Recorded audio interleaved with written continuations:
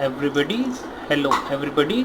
Today we will discuss about the simple harmonic motion differential equation.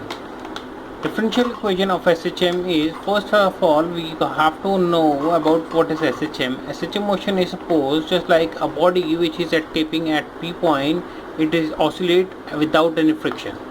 And suppose the body is reached at Q point, that is the force acting on it we can be calculated as F is equal to ma, that is the force, and minus sign is showing that it's moving in this direction, reverse direction, it is acting.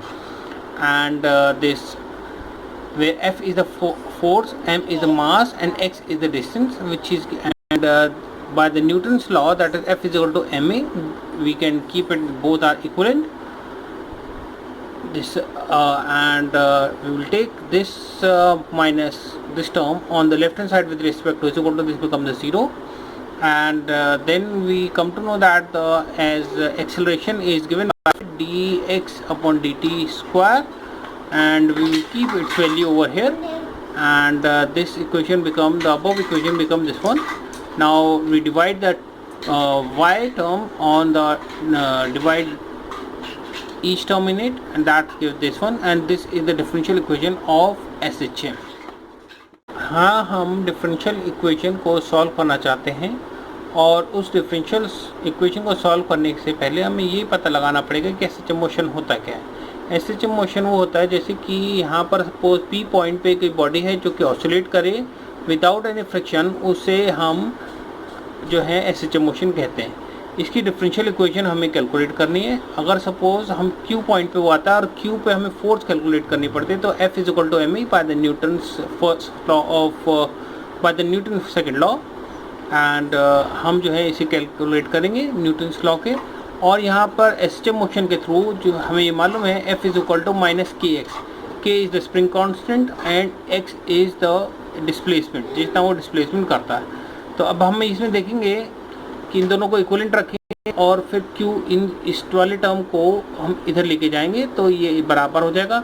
और हमें मालूम है acceleration का जो term है that is dx upon dt square होता है, तो हम इसे इसमें रख देंगे और m को हम सब टर्म से डिवाइड करेंगे. तो यहाँ ये आ जाएगा. इस इक्वेशन को डिफरेंशियल इक्वेशन फॉर्म कहा जाता है ऑफ SHM.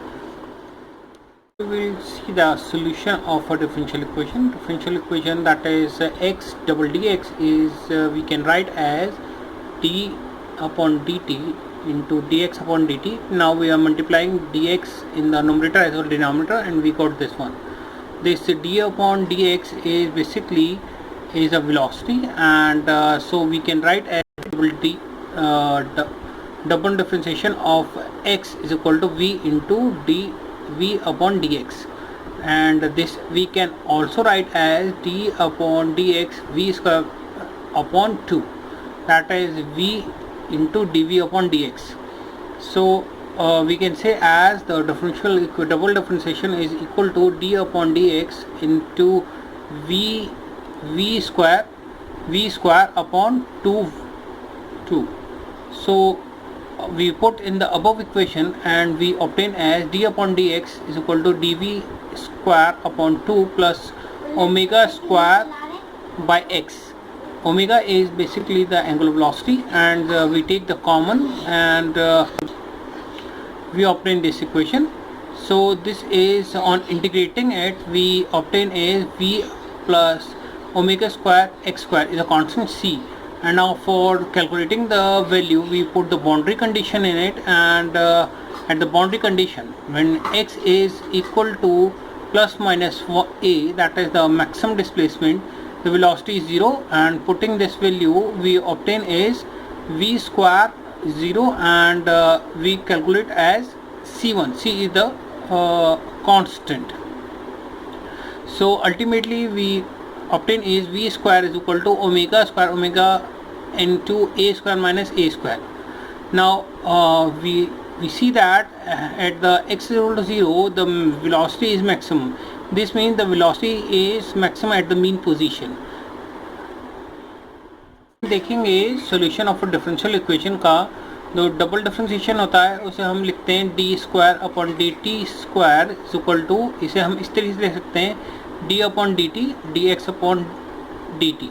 ये वेलोसिटी होता है। हम न्यूमरेटर में क्या करेंगे और डिनोमिनेटर में D X upon and denominator में भी डी एक्स लिखेंगे। और ये वैल्यू अगर हम देखें, ये वैल्यू और ये वैल्यू दैट इज़ आपकी जो है वेलोसिटी है, और हमको मिलेगा इसके इक्वेशन में तो डबल डिफ्रेंशिएशन का हम V in D upon D X into V लिखेंगे। इसको हम इस तरीके से भी लिख सकते हैं V D V X upon V square upon 2, और इसकी वैल्यू आएगी V into D V upon D x.